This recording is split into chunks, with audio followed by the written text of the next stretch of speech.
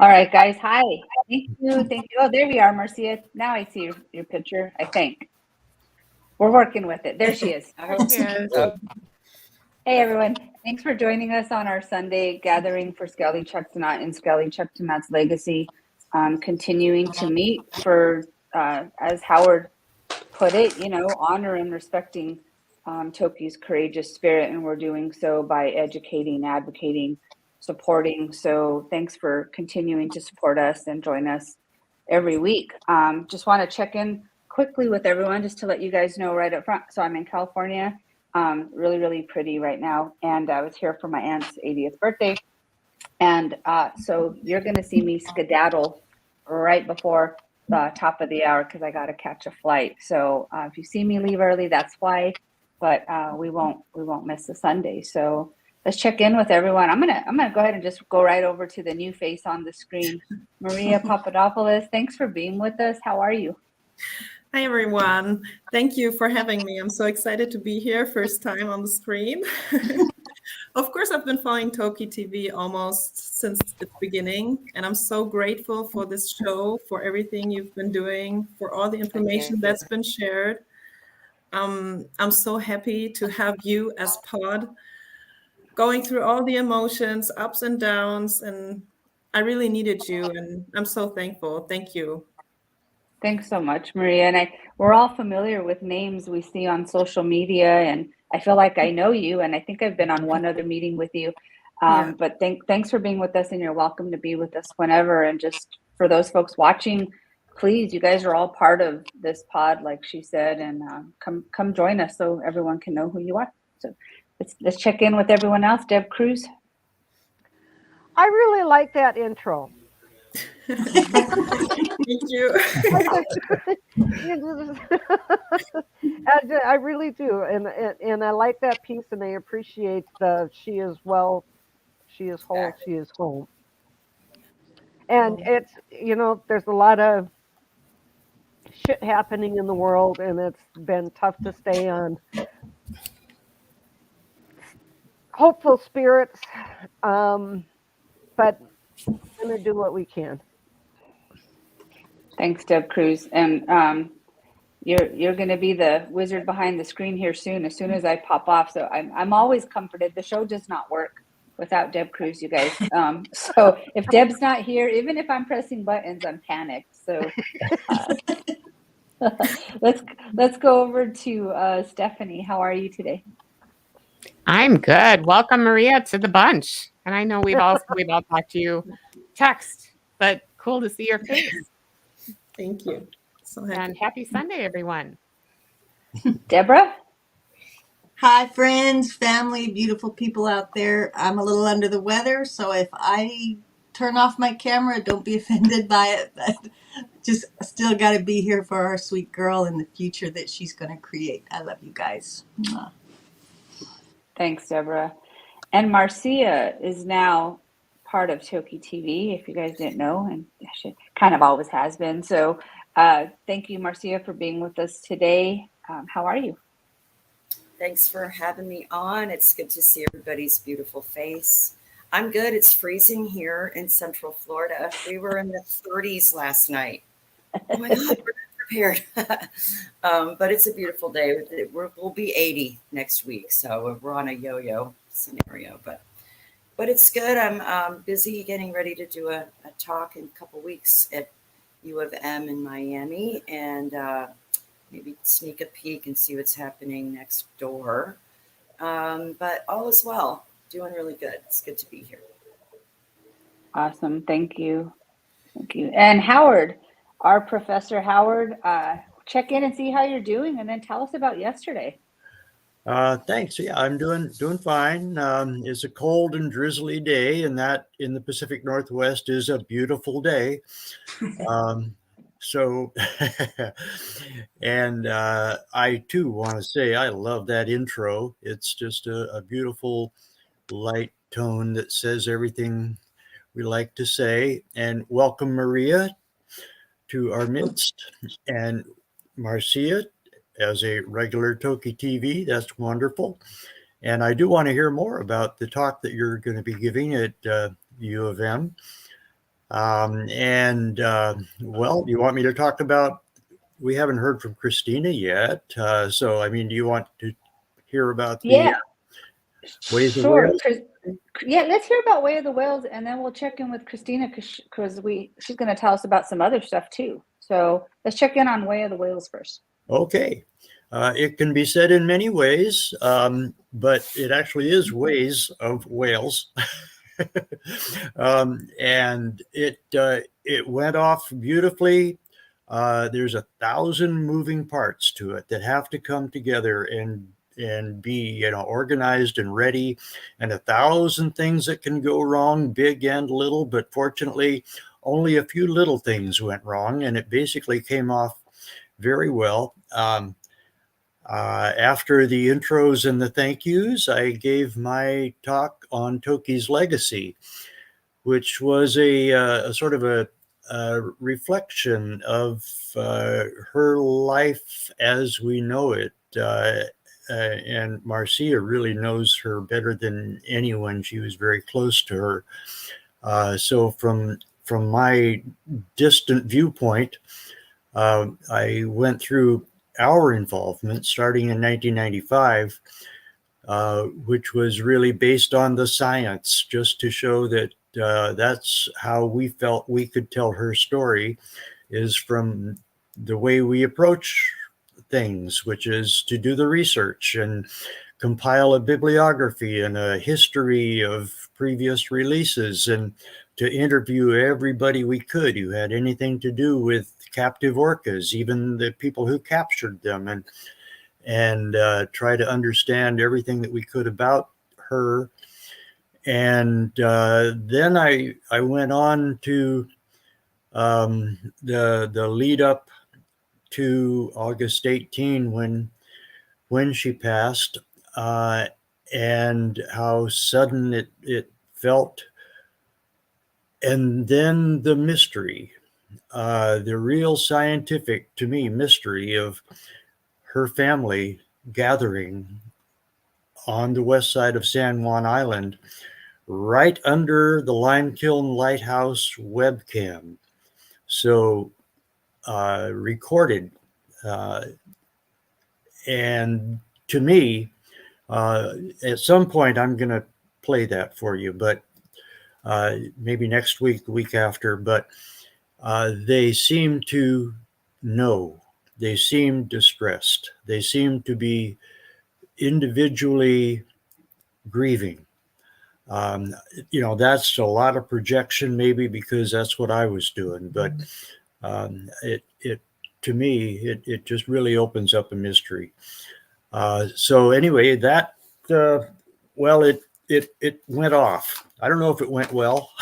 Some people said it did, but I haven't gotten a lot of feedback on it. But then I was followed by our good friend Fred Sharp, who is a humpback communication specialist who's been studying humpbacks in Alaska for a couple of decades, how they form the bubble net strategies, which is a group effort and requires a lot of communication and organization on the humpback's part to do that.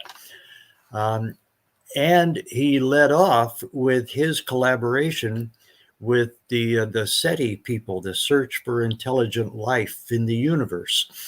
And he tied that right back to, we should look at what the humpbacks are saying and doing, because we have it right here. So it was a really interesting talk that covered a lot of ground. And that was followed by our friend Jared Towers, remotely from his 3-day journey at the north end of Vancouver Island, where he operates an outfit called Sk'aliCh'elh-tenaut's, which does the field work to study the northern resident community on the north end of Vancouver Island. The southern residents are on the south end, and also the big transient orcas. And he had a lot to say about just how those populations are doing and how a lot of individuals are doing, and a lot of interesting information, including a rescue operation. 2 male, not related closely, but big transient orcas wandered into a lake that is only accessible at high tide and got stuck, and were there for a couple of months. And so after many meetings and much consternation and attempts, they were able to lure them out with calls of their family members. And it worked. I mean, they had to do it at just at the right time at high tide, and it's a long corridor out. So, but they had the drone shots and some really fascinating footage, because they speeded it up 4 times to show them. They looked like they were racing out to the sea. And when they got out to the ocean, then they actually did race, and they were just happy to be finally out of that lake. So that was an interesting one. And then there was a panel discussion, recognizing and wanting to re-emphasize that southern resident orcas, Toki's family, depend on salmon, especially 80% of their diet year-round is Chinook salmon. So we had the top-of-the-line specialists. We had Brad Hansen from NOAA, who has been doing the prey studies to try to figure out what do they eat and to get that scientifically documented. And it had a few surprises, but it confirmed every year, every time they've done the studies, that it's Chinook is what they really need. But there were some other species at different times when they're running. So, a lot of information on that. And Darren Croft, the executive director of the Center for Whale Research, talked about, just what it takes to catch a salmon. And that those salmon are smaller now, and they are maturing younger. And so it's a lot more work for them to get a good meal. And so he described that over time. And then he talked about the efforts that we have been doing, he and I and a couple other people at the Big Salmon Ranch, the Balcom Big Salmon Ranch on the Elwha River. We're rewilding it. It was a former horse ranch, a horse rehabilitation and training, but now no more horses.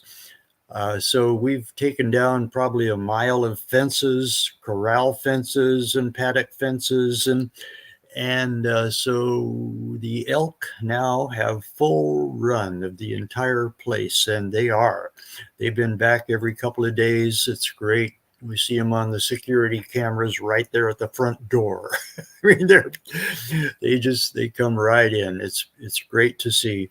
So he covered that. And then Tara Galuska, who is the Orca Recovery Administrator under the governor's office, talked about all of the state-funded efforts to do restoration all over the place. And it's, inadequately funded, but she went over a lot of what is being done. So that was really good to get an update on that. And that was followed by Kayloni Scott, who is a Nez Perce communications person, who gave the Nez Perce point of view on how desperately the tribe needs the 4 Snake River dams to be removed at the earliest possible date. It's way overdue.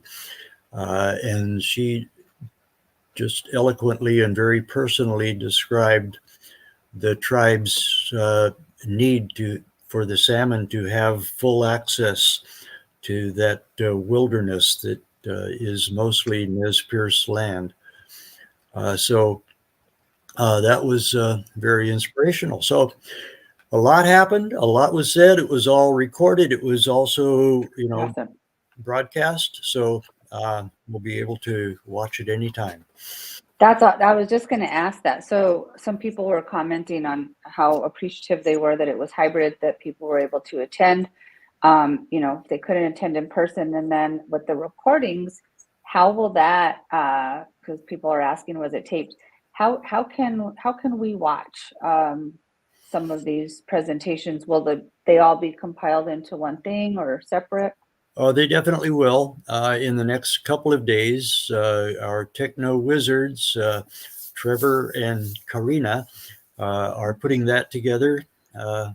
And it will definitely be right there at the top of Toki's Legacy and Perfect. the Orca Network community page and a couple of other pages, the Langley Whale Center page, and we'll be sending that link out. So Awesome. Thanks, Howard. And because I think that'll be really good. And then maybe we can even, highlight or showcase, if you will, different ones throughout the TokiTV as well, since everyone's used to gathering at this time. So thank you. Someone else was asking if the ranch is open to visitors, or is that a possible plan in the future? I mean, you're rewilding it, so I'm guessing not. yeah, But well, yeah, possible plan in the future. It's just not right now. Okay. It's just we're in the process of figuring that out. Basically, rewilding and it's there for nature, to regrow, and she is. That's awesome. I also just dropped the link in the Facebook group, and for those on YouTube, because most of our viewers are on YouTube. If you go look up the Whale Museum on YouTube, you can look at the August 17th gathering of the Southern residents that Howard was referring to at the beginning. So I dropped that link in there, and it's 20 minutes, and you can, like you said, I mean, we can only guess, but we kind of know. I think so, but I mean, it's just it's new to science to consider that, but yeah. Awesome. All right. And then, some of the presentations and about the dams. I mean, they got to come down. So Christina, let's check in with you. Tell us how you're doing today. And then what do we got going on upcoming around the dams? Oops, I muted you. Go ahead. Hi, I'm good. Happy to be here. Thanks for joining us, Maria, as well, and Marcia. And hi, Alejandro, because you just popped in. Happy you're here. We told you last week that we're having a rally at the Capitol, at the state Capitol here in Washington. Yep, there we go, on March 11th at 11. It's just really important, like Howard was explaining, that, we need to keep breach now in the front line. Like that, it's like really important. We can't just let these, representatives just be like, oh no, 8 years, because they can't wait that long. I mean, I have a list here, and I don't want to go over the whole list of all of the orcas that have perished because they haven't had enough salmon to eat. It's a long list. I have this in this book, and it's really sad, the really young ones, and then the mothers that can't keep their babies alive. I mean, it's just, we have got to get these dams breached. I mean, the salmon used to be as tall as me. So, and now it's like, 12 inches or maybe a little bit bigger or something. They're not very big anymore at all. So if we can restore nature, honor the treaties. I mean, these are the things that must happen. We, the people, have to be loud. We have to be bold. in a nice way. I mean, you know, in a really nice way. I don't mean like, rah. Okay, just want to make sure. And I really need at least 137 people to be there with me to represent these animals. One person per animal. I mean, they have no voice. So we need to be their voice, right? So, you know, I need a lot of people to, you know, contact me and let me know that they, you know, will be there and represent one of the animals that are on the brink of extinction. You know, we've been talking about that every week. 137 animals rely on this salmon. So we've got to get these dams breached. We also need to continue to call and write the president of, you know, the Biden administration and Governor Inslee and Maria Cantwell and Murray. Sorry. And we have all of that information on our event page. So if you need any of that information, it's all there. Also, there's a lot of coloring pages there that you can download. I'm looking for any kind of teachers that want to get their students involved to create some beautiful works of art in the form of one of these 137 animals. But it is not just for kids. This is everyone. We need everyone to participate in this and everyone to download one of these pictures or do your own, you know, and you can scan it. My contact information is on the page as well. You can scan it, you can send it in the mail. However you want to do it. What I want to do is I want to leave like this giant, you know, stack of all of these animals that all of these people have, you know, created their beautiful works of art and letters. And I would like to leave that there at Inslee's office, because where we're doing this rally is right across from his office. So after the rally, I just want to bring this, you know, this is my vision, this big sack of, you know, art and letters and leave it there for him, because he needs to step up. So, and it's our job to make him do that. If you have any questions, like, you know, just message me, private message me. My email's on the page. You can email me however you want to get in contact with me, and I will help you with any questions I have.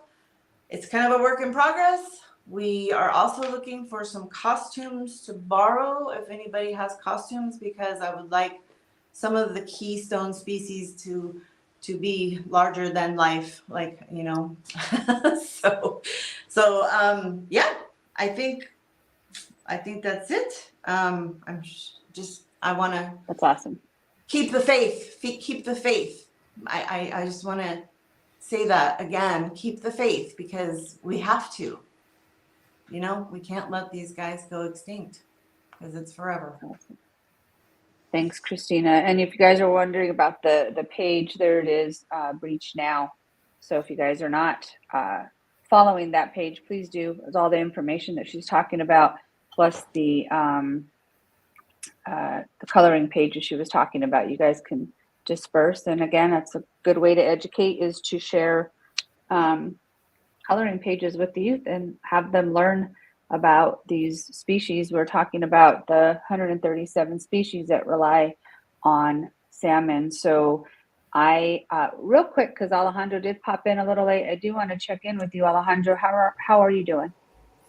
Everything is okay. Thank you so much for asking. Yeah, I was doing a lot of stuff at home. Just donations, you know, I take all the stuff to Salvation Army. So when I see the time, I see it's too late. So let me go and to join the Toki TV show. But I'm good. Thank you. Thanks, Alejandro. I'm glad you're here. And then let's check in with Alma. And Alma, if you want, after you tell us how you're doing, let's go ahead and kick off the education piece that we're talking about with the 137 species. Hi, good to see you all. Alma? Sorry, I missed the first little bit here, but I'm good. We got a little cold front here in Key West, so it's like, woo, doors are open. You guys in your cold front, it's really funny for some of us. All right, Alma, let's kick it off. Let's do this. Yep. All right. So I think we're on week 3 of talking about the animals that are affected by lack of salmon and the Snake River dams. And if these dams don't come down, these animals are going to continue to suffer and possibly even go extinct as well. So we need to, share the knowledge and learn about these little species. Some of them are so obscure that a lot of us don't know anything about them. Some of them I've never heard of. So good stuff. We got to, heighten the awareness on what's at stake. All right. Thank you you, ready? Alma. Thank you. Yes, Alma's doing an amazing job getting all this information. Let's start us off, Alma. Here we go. Okay. Harlequin duck. Males and females are monogamous and participate in pair bonding through the winter. Harlequin ducks are also sometimes called a sea mouse. This is because when communicating with each other, these birds produce distinctly unduck-like squeaks. There are only 4 birds in the world that are able to feed in fast-moving streams, and harlequin ducks are one of them. Awesome. All right, Deborah, you'll have to unmute yourself. Okay. Oops, I'm Nope, going that's a backwards Mickey here. whale. I know. Okay, so I guess I don't have the picture, but go ahead, Deborah. Tell us about the American pelican. Okay, American white pelican. Next one. I'm sorry? Next one. Okay. American white pelicans breed in colonies, usually on remote islands or isolated areas near lakes or rivers. They build nests on the ground and lay 1 to 3 eggs. Both parents take turns incubating the eggs and caring for the chicks. American white pelicans must provide roughly 150 pounds of food to nourish a chick from its birth to the time it's ready to forage on its own. That's a lot of fish. And there's a picture. Sorry, guys. Thought I had them all loaded. All right, Howard. Okay, I'm a minke whale today. Minke whales are the smallest baleen whales, with adults typically measuring 23 to 33 feet, 7 to 10 meters in length. The migration patterns of minke whales are not yet fully understood. That's an understatement. Unlike some whale species that follow predictable migration routes, minke whales have been observed taking different paths and exhibiting more unpredictable movement patterns throughout their migrations. And I will add that there are minke whales in the Salish Sea. We get reports of them pretty well scattered all over the place, but especially north and south of the San Juan Islands. That's awesome. I saw minke whales in out of San Diego, right up near the boat. That was really, really cool. All right, Deb Cruz. Deb Cruz gets these powerful ones. Here we go. Bald eagles are monogamous birds and often mate for life. They build large nests, known as eyries, in tall trees near bodies of water. They are also migratory birds, with some populations traveling long distances to find suitable nesting and feeding grounds. They have exceptional eyesight, which is estimated to be about 4 times sharper than that of humans. This keen eyesight enables them to spot prey from great distances. During courtship displays, bald eagles engage in intricate aerial displays, soaring high in the sky, locking talons, and free-falling together before separating just before reaching the ground. These displays are believed to strengthen the bond between mates. And if you're up here in the Pacific Northwest, you know that to be here in February, usually late January to mid-February, and it's one of the migratory spots for stopping spots for the bald eagle. And so you can pass by. I know we went down to see the tulips, and it was April, a little bit into April, and trees full of bald eagles. I mean, there was like 20 to 25 in one tree that we saw. So Wow. be here in the PNW in about the February timeframe and a little bit later. Awesome. All right, Stephanie. Yeah, it is a sight to behold. I just have to mention one thing about eagles because, you know, in Minnesota, we're right on the Mississippi River Valley. And we Golden have, eagles? and you know this, honey, Yep. because you're from here. And if you just go a little bit down to like Wabasha, oh my gosh, I've seen like 100 eagles in a tree at once. It's just totally amazing and fabulous. But okay, so on. Just had to say that. So this week I am a Pacific Coast aquatic gardener snake. Unlike many other gardener snake species, the Pacific aquatic gardener snake, wow, try say that 5 times, is highly adapted to an aquatic lifestyle. They are excellent swimmers and are often found in and around freshwater habitats such as ponds, lakes, streams, and marshes. Pacific aquatic gardener snakes are viviparous, meaning they give birth to live young rather than laying eggs. They typically give birth to live young rather than laying eggs.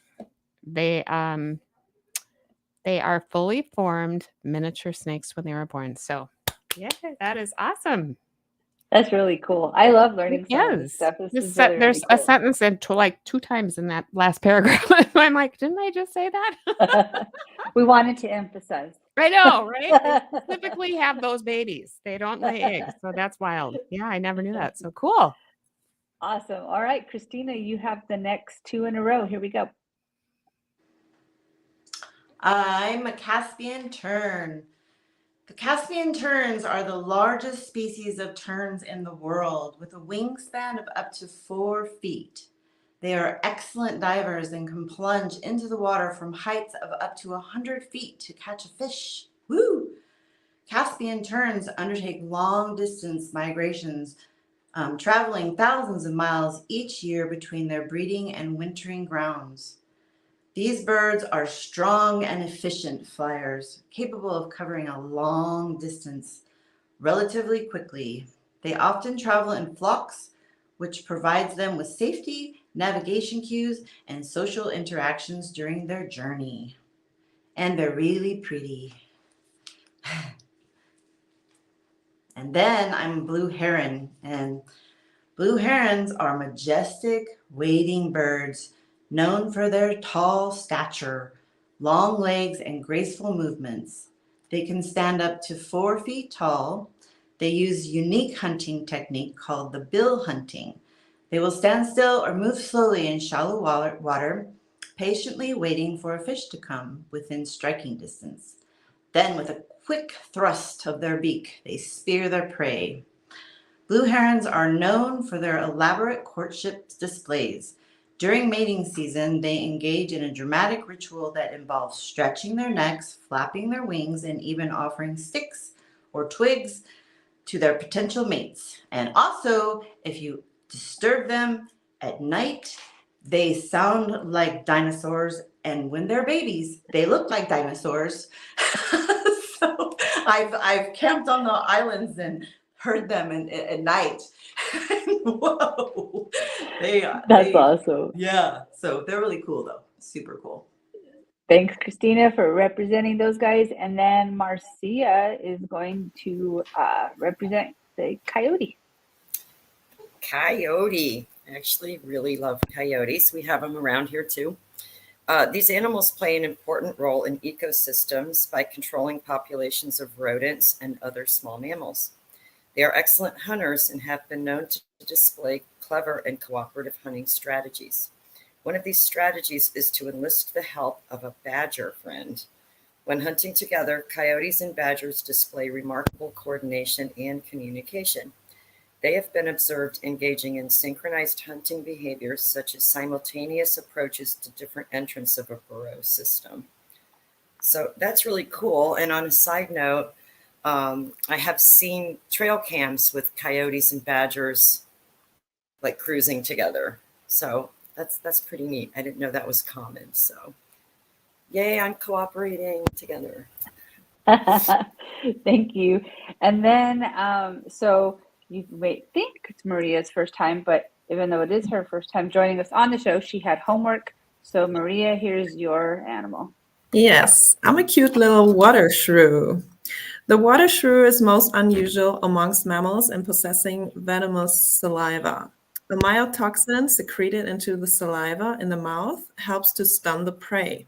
Even humans can feel the effects of this if bitten by a water shrew.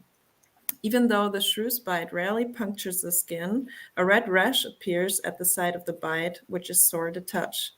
They do not hibernate. They remain active all through the year, diving for aquatic prey even in midwinter. The fur is denser than in other shrews, efficiently insulating them against cold and wet. Their main food source is freshwater shrimps, water skaters, and caddisfly larvae, which they obtain by diving and hunting underwater. Occasionally, frogs, newts, and small fish are eaten. They also feed on many terrestrial invertebrates such as earthworms, snails, and beetles. Awesome. Thank you, Maria. And I will today go ahead and represent the bobcat. Most people think that bobcats are nocturnal.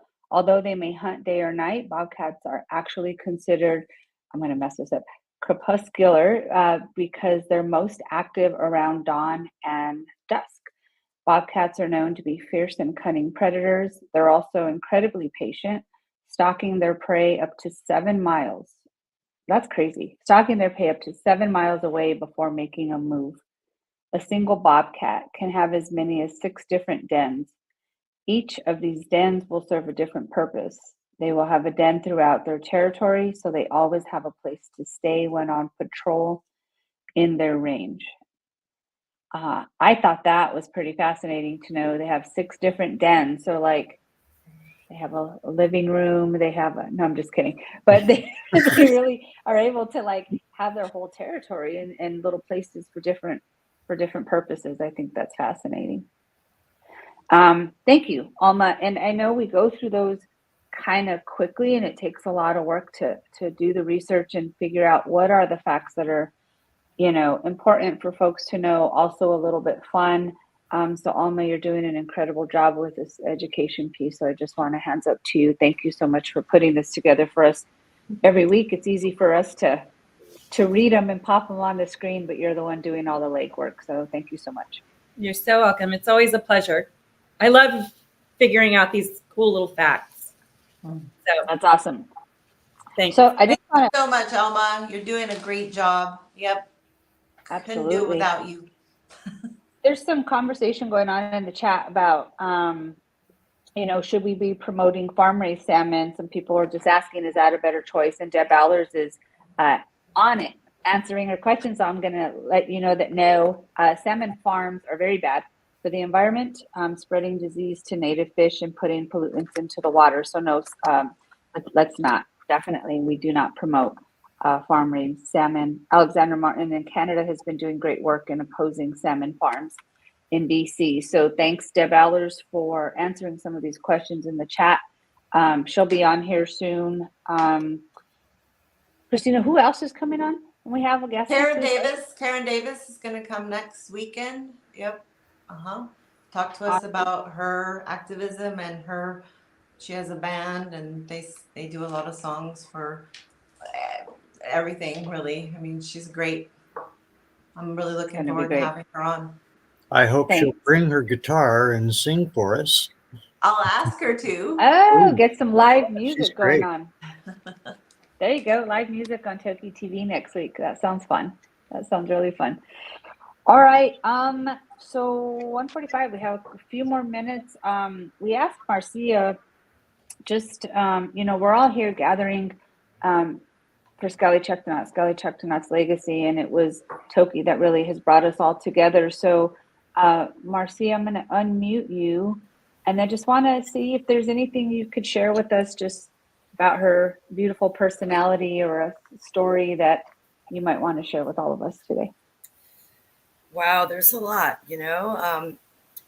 earlier before the show when we were talking about the qualities that people really looked at, that she's sort of, they're like human qualities that we think of, right? But she really demonstrated them on a daily basis. And I think every one of us maybe resonates with a different part of that, For me, I really always held on to her resilience over those 5 decades that she spent there. And, when I think about stories, there's just so many, and some of them are funny. I don't know. I'm just going to lob into one right now. When I first met her, she's intimidating when you first meet her. She's big. She you don't know what she's thinking. It took a while for me to understand her personality. So, of course, my boss said, okay, you're jumping in the water with her. Like, it was pretty quick. So I'm sure she could sense my heart was beating out of my chest. Some of this is in the book also. And so she knew I was nervous. I knew I was nervous. I thought I was going to have a heart attack. But I wanted to be brave. I dove into the water and I swam down, and I turn around and it's blurry. And I see this beautiful giant black and white form coming at me right before she went. And I was supposed to get on her. She was supposed to pick me up in this real simple little pickup thing. And she opened her mouth as wide as she could right before she got to me. I think she was trying to see, can I make this girl flip out entirely? So I just kind of closed my eyes, and she picked me up anyway in the most gentle way and brought me right back to the platform and acted like everything was fine. But meanwhile, I was like, what does that mean? I didn't understand. And now I think she was just toying with me a little bit, and she did that with other people. And I got great joy seeing her do that. And she had a great sense of humor. So that's something that I think it's important that we all share too. It's hard these days, everything is just sad sometimes, and things are the way the world is, and the environment and politics. If you think about it, you'll just want to go bury yourself in the ground. But it's vital to have that sense of humor. It's what keeps us going. And so I hang on to those moments, and that's what keeps me going. So that's a good one. Thanks, Marcia. And thanks for sharing that with us.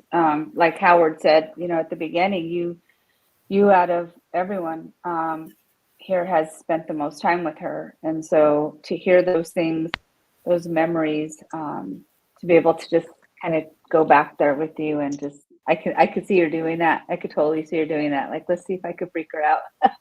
I'm still going to be sweet, and I'm still going to be gentle and do all the wonderful things that she is, but just to check it out.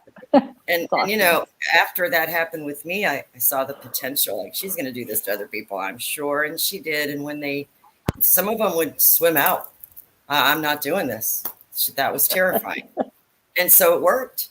She was able to freak some people out. And so more power to that girl. I thought that was great. And I really, maybe it was a little sick of me, but it did make me laugh. So I got that humor. And if you want to, I can mention the talk that I'm doing in a couple weeks in Miami. Yes, please do. Please do. So I was invited to Dr. Katie Mock's class at U of M, and it's basically a class. There's an acronym for it, and I can't fully remember it, but it's basically an environmental policy class, and it's PhD, so I'm way over my head. But they invited me there to talk about how science and policy helped or not with Toki. And, after soul searching and researching and going back over things, policy did not help Toki. In fact, when there was any policy changes, like NOAA bringing the Southern residents into the Endangered Species Act, and then years later bringing Toki into that, it made her life worse. It didn't help. And so how do we change that in the future and things like that. So it's a little out of my wheelhouse. So thankfully, I was able to speak to Howard a bit about some of the policies regarding the Southern residents and locally up there in Washington. And also I talked to Giles a little bit. So I have some background in that. But my goal is to really speak to this class. It's going to be done in like a storytelling way. I'll tell some stories about Toki like I just did. But also I want to, and it's been my goal from the beginning, I want people to see her and the other whales by extension as persons, as people, because they're really no different than us. And I think if people see these whales like they see each other, it endears them even more. And Howard's right about the story, the events of the 17th and 18th of August when these whales all joined there. It's fascinating to me. And I learned a word while doing some research. Whales, killer whales, have the most gyrified brains on the planet. Howard, you're probably the only one that knows that word. I didn't know that.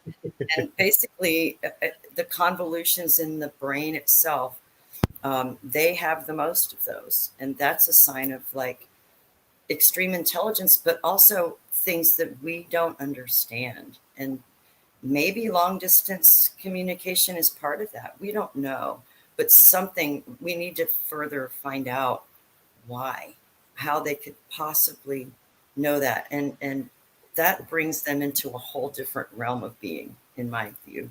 They're not just animals you can put in a zoo and look at them. They are very special. And gyrified is going to be the word of the day. I thought it was really good. So. Awesome. Yeah. Thanks, Marcia. I'll say it every single time. Like, I don't know that we'll ever be smart enough to understand them, because you don't know what you don't know, right? And they're so much more intelligent than we are. I don't know that we'll be advanced in my lifetime enough to understand, but I think they're giving us those clues, like, come on, humans, like, how much more proof do you need that there's something more to us? And they did that. They did that with Toki and communicating with her and her passing. So I hope we can, and I think it's a great project to start. And I don't know. I have faith, but I don't have faith that we're going to be as smart as them to figure it out anytime soon. But we can definitely start that process, and maybe we will. Maybe we will. I agree with you. Yeah. And it's really important that anybody that you talk to about around Toki's death and those events, I think it's important to share it. It's paradigm changing to me. I mean, I saw it the day before. I remember seeing it on Facebook, and I was like, wow, that's weird. And no one knew. Like in the comments, it was like, we don't know why they're doing this. And generally, not all the time, but most of the time, it seemed like the researchers up there could be like, oh, well, there was a calf born, or, oh, this is going on. They could see some kind of purpose for that gathering. I'm not sure if I'm speaking out of turn, Howard, or not, but it seems no, like you're absolutely right. Okay. Yeah. But this one, there was nothing like that happening. And Right. so, those of us with scientific minds have to look at that and go, oh my God, what's happening here? And I think it's really important that that story is shared over and over and over. And it's going to be included in my talk. And hopefully after this talk, I'm going to be setting up some further talks. I'm working on that right now. And that's sort of going to be the keystone of my talks. I want to leave these people going, what is that? How do we translate, Well, So. I'd say, in addition to the gyrifications that are the indication of intelligence, of, thought processes, cognition, association, awareness of environs, is this paralimbic lobe that orcas have in large measure. This lobe that kind of spans the hemispheres of their brains that are the size of basketballs, and that other odontocetes have them, but mysticetes, the baleen whales, and humans, and any other animal doesn't really have. Maybe a small, you know, uh, what would you call it? Small anyway, not developed, undeveloped kind of paralimbic. But this paralimbic lobe is believed to have something to do with empathy, with being able to feel the feelings of others. And they seem to have that developed way beyond what we have or are able to even describe or understand. And I'm thinking that may be a part of the answer to how her family was somehow able to sense how she was feeling, which was in her last hours in Miami, and to act in that way. They just seemed to be distressed and disturbed, and they weren't socializing like they usually do. If they're not foraging and they're not traveling, they're usually socializing, they're partying, and they do that usually by traveling side by side, and it's as if they're holding hands. They're probably touching their fins, and or maybe they're rolling around on each other. A lot of kinetic play, kind of push each other around, but gently, and a lot of contact. And I didn't see that. All I saw was they were moving independently, and some doing some really unusual, strange behaviors. One was shuddering. One was just it wasn't a complete spy hop. It was just sort of the rostrum out of the water, but just hanging there. That's not looking around. The eyes were not above the surface, but almost like paralyzed or just, motionless for a while. All of that is really strange behavior for orcas. And yeah, I noted it. And like you were saying, a lot of other people did at the time before we knew anything about what was going on in Miami. So it was a very unusual thing, and I don't think it should be forgotten. It shouldn't just be swept under the rug, because we can't explain it. It happened. A lot of people saw it, and it's on tape. Thank you for that link to the lime kiln webcam. Yep. Awesome. Yeah, everyone, if you haven't seen it, please do. Please go and watch it. And Howard, I think, and Marcia, you just said it too, like, you'll keep talking about it, and we need to keep talking about it. So maybe here in a couple of weeks, Howard, we can do that again and be able to show that and have some very specific discussions, because there is something there, and there's definitely something there. Let's do it. Yeah, we should.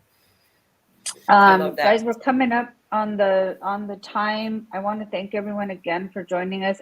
I want to give a quick shout out to Dee Jones, who you all know is the one who did the song "Take Me Home." I didn't get to see her. I was thinking I might be able to pop on over and see her while I was here, but she has a food truck, and in honor of her parents, and it's called George and Tyne's food truck. And what's cool about that, I'm trying to find a picture here.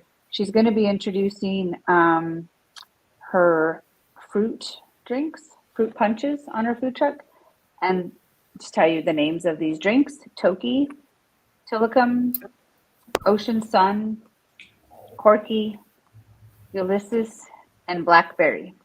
And she's going to be donating money, $1 for every punch, to Center for World Research. So Dee Jones, you're amazing. Just always trying to, or not trying, you're always finding ways to bring awareness. And so let us know how we can help with that. And just anybody who's out there doing something, let us know. It's important for us to share this information and support each other. Everyone raising awareness, just like in Toki's legacy, an opportunity to educate. I mean, you're going to educate people going to get, food. That's just cool. The best Mississippi soul food experience, by the way. I'll just try to be a commercial at that food truck, but learning about orcas in the southern residents and captive orcas as well. So thank you, Dee.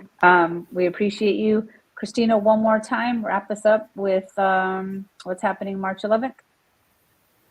Oh, we're having the rally at the Capitol, at the state capitol here in Washington, and we need people, we need lots of bodies to come and represent the 137 animals on the brink of extinction, and we also need mountains of art and letters to go along with it. This is a flyer, so you can share this on your page, you can print it out, you can leave it at, the Patagonia store here in Seattle. And please just spread the news so we can get a big turnout, because it's really important. Yep. Awesome. As we all Thanks, know. Christina. Thank you, everybody, for being with us. We'll see you next week. Again, I'm gonna try to take this off. Hold on. I have too many buttons and too many things open right now. Maria, thanks for being with us. You're welcome to come back. Maybe we'll chat a little more next time. We had kind of a lot to cover, and thanks for being willing to jump on in with the education piece with us. I appreciate it. Thank you. We'll see you guys. We'll see you guys next week. Love you guys. Good seeing everybody.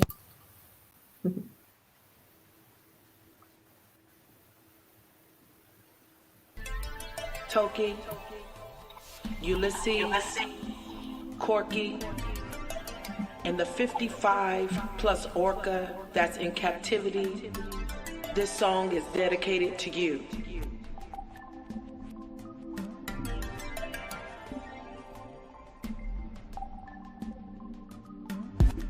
Out on the ocean swimming free, it's where I'm supposed to be. Not living my life in captivity.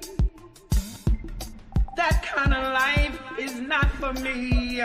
Take me home.